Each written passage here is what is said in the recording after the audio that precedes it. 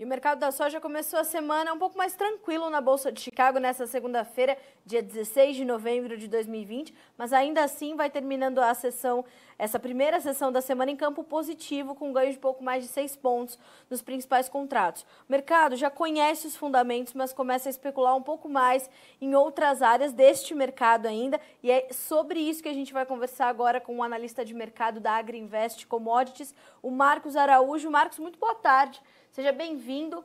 Começamos mais uma semana positiva para esse mercado, muito firme, muito sustentado, né?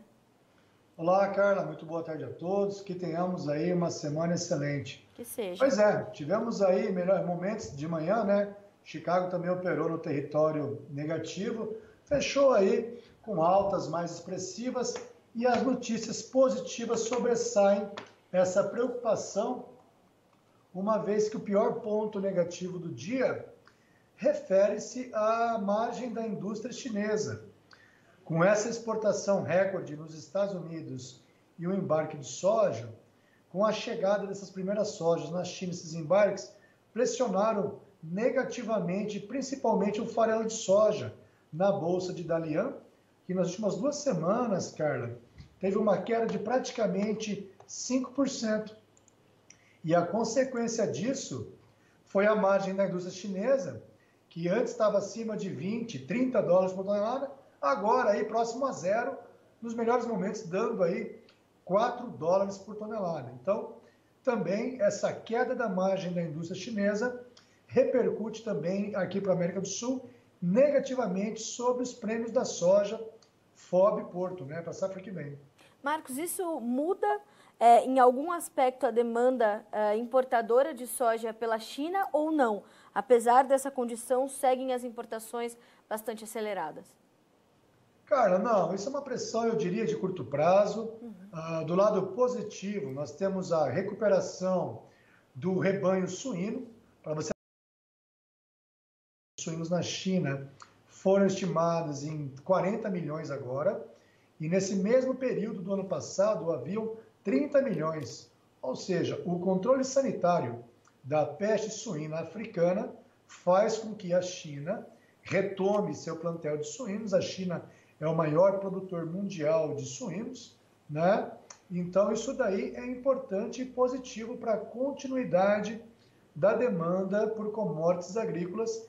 E agora, de curto prazo, o grande fornecedor de soja, que vai virar farelo de soja e depois vira proteína animal, são os Estados Unidos. E também os Estados Unidos vivem um bom momento. Nós tivemos agora há pouco a divulgação dos dados de esmagamento pela ANOPA, Associação das Indústrias Produtoras de Óleos Vegetais dos Estados Unidos, que representa 95% do total da capacidade instalada por lá, um volume recorde agora para o mês de outubro de 185 milhões de bushels. Isso aí é muito positivo, né? Porque um esmagamento próximo acumulado aí entre 59 e 60 milhões de toneladas de soja para a indústria americana, isso daí acaba gerando uma disputa muito grande entre o mercado interno e o mercado externo. Consequentemente, uma pressão nos estoques de soja nos Estados Unidos, e isso daí acaba repercutindo positivamente na Bolsa de Chicago. Ou seja, o cenário que a gente pode ver no mercado americano é muito similar ao que vemos aqui no Brasil, com essa disputa acirrada entre indústria processadora doméstica nos Estados Unidos e as exportações, que inclusive já estão muito adiantadas, Marcos. Sim, você pegar, por exemplo, Carla, nós tivemos agora das exportações norte-americanas de 19 milhões de toneladas nessa semana número 10 que nós estamos, né? Só para corrigir, realmente, ó, os dados de esmagamento do mês passado foram de 185,2 milhões de buchos. Isso representa 5,04 milhões de toneladas de soja foram processados, o que é muito positivo, né? Falando do ritmo de exportação de soja dos Estados Unidos, nós estamos na semana número 10, na safra 20 e 21. Essa safra, o calendário dela se iniciou no dia 1º de setembro desse ano e acaba no dia 31 de agosto do próximo ano. Até agora, as exportações americanas, os embarques totalizaram 19,8 milhões de toneladas. Desse total, Carla, 75% disso, ou 14,85 milhões de toneladas, tiveram como destino a China. Nos últimos 2 anos, nós tivemos aí uma forte redução das exportações americanas em função da guerra comercial. Eu vou fazer um paralelo, mas a gente deveria voltar mais anos atrás, mas para você ter uma ideia, nesse período do ano passado, as exportações americanas totalizavam 10,7 milhões de toneladas e apenas 43% delas, ou 4,5 milhões de toneladas, foram para a China. Ou seja, a concentração da demanda chinesa nos Estados Unidos agora é evidente. O mercado se pergunta até quando isso vai continuar, Marcos? Quanto a China ainda precisa comprar, pelo menos para finalizar esse ano, para estar bem abastecida e começar 2021 começando a esperar a safra sul-americana? Como é que é o comportamento da demanda chinesa nesse momento? Boa pergunta, Carla. Algumas estimativas aí falam que a partir de março para frente, a China aí tem a sua demanda, vai precisar cobrir pelo menos 40%, né, dessa demanda. Então a China vai continuar ativa no mercado. E claro que esse clima adverso na América do Sul, esse atraso de plantio, faz com que a China, por medida de segurança, acaba tendo que comprar uma soja para a segunda quinzena de janeiro, primeira quinzena de fevereiro, ou até mesmo fevereiro total, cheio, né? Totalmente nos Estados Unidos, porque o programa brasileiro aí vai começar atrasado, né? Já que essa soja de primeiro momento aí ainda mais vai ser uma briga muito grande entre o mercado local e o mercado externo, porque essa soja vai ser bem disputada. E do que já está comprometido com a exportação, Marcos? Como é que como é que está essa expectativa para cumprir isso que a gente já comprometeu para os primeiros meses de 2021 diante dessa demanda ávida da China e disso que a gente já vendeu diante desse atraso da nossa safra? Como é que o mercado está se comportando diante dessas possibilidades de atraso e de demora da chegada dessa nova oferta? Pois é, olha só, a estimativa do mercado que até final de março a China esteja 78% coberta da sua necessidade, e de abril a julho, em torno de 40% ela está coberta. Precisa ainda fazer compras de 60% da sua demanda. Só para falar alguns números aí, então a importação mundial de soja global gira ao redor de 160 milhões de toneladas e a China representa 100 milhões, né? Então veja que a China é crucial no mercado de soja. Essa é uma pergunta importante, porque como nós não temos ainda essa garantia, né, Carla, do clima na América do Sul, por exemplo, você tem estimativas no Brasil que de produção entre 132 e 134 milhões de toneladas. Por esse começo adverso aqui no Brasil e também essas chuvas irregulares e mal distribuídas, por exemplo, o oeste do Mato Grosso, uma região que tradicionalmente possui uma estabilidade climática, nós temos naquela região vários produtores preocupados com a qualidade e o desenvolvimento da soja, porque as lavouras também bem variáveis na região, né? Então eu acredito hoje que uma estimativa de 134 milhões de toneladas para o Brasil nessa temporada esteja muito otimista diante dessa nossa realidade, Carla. Marcos, como tudo isso tem repercutido na formação dos preços e no andamento dos negócios aqui no Brasil? Por conta dessa insegurança, o mercado aqui, internamente falando, entre os produtores, ele está um pouco mais calmo, a liquidez diminuiu um pouco, está mais letárgico à espera dessa regularização do clima, das chuvas principalmente? Eu diria que o produtor, como ele está muito preocupado agora com essa condição climática, poucos produtores têm se arriscado em novas vendas futuras, né?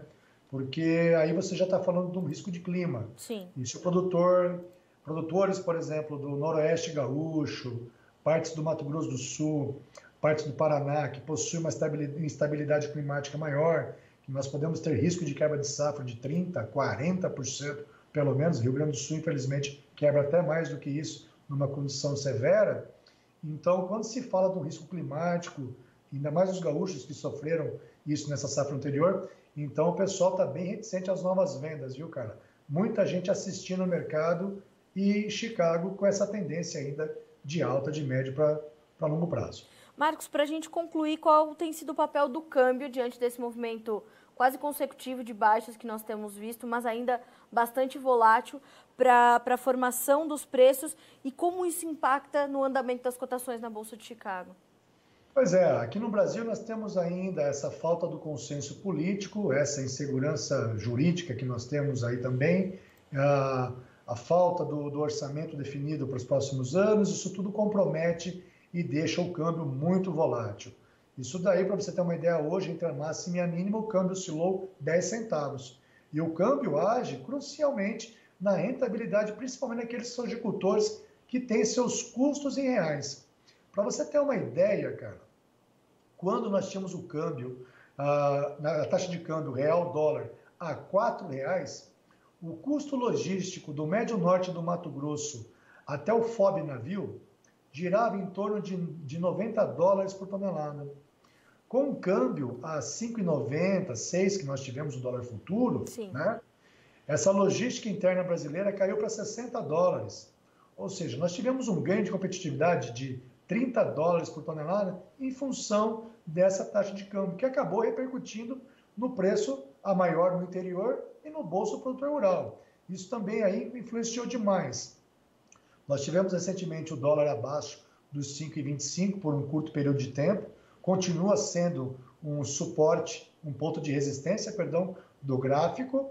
Então, se ele romper isso daí, poderíamos ver um movimento maior de queda do dólar. Mas eu acredito aí com toda essa bagunça que nós temos ainda para ser resolvido e essa falta de consenso, o dólar deve continuar bem volátil ainda nos próximos dias, semanas. E na sua análise, isso é um outro fator de suporte ou de estímulo para as cotações da soja em Chicago, Marcos? Ou essa relação nesse momento está distante, dada a força dos fundamentos?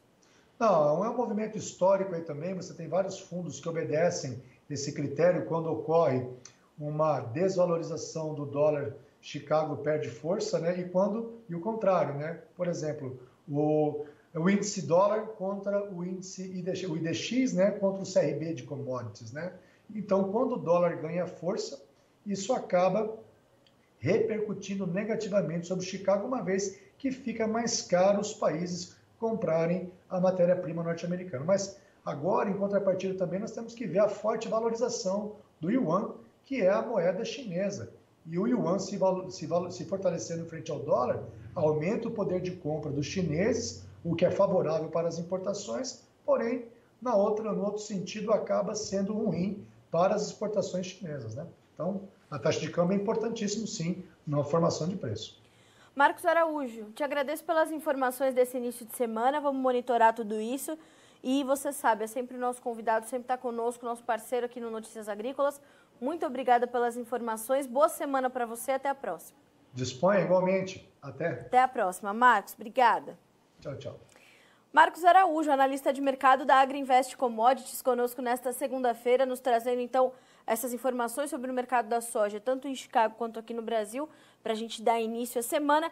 Como disse o Marcos, né, ainda se sobrepõem as notícias positivas sobre alguns pontos negativos que o mercado observa, como, por exemplo, o estreitamento da margem das indústrias processadoras de soja na China, com esse recebimento mais intensivo de produto nesse momento na nação asiática. O que a gente vê são os preços do farelo recuando na Bolsa de Dalian, 5% nos últimos dias, caiu o farelo por lá e isso vem, portanto, estreitando, diminuindo as margens da indústria, que acaba ficando aí no 0 a 0.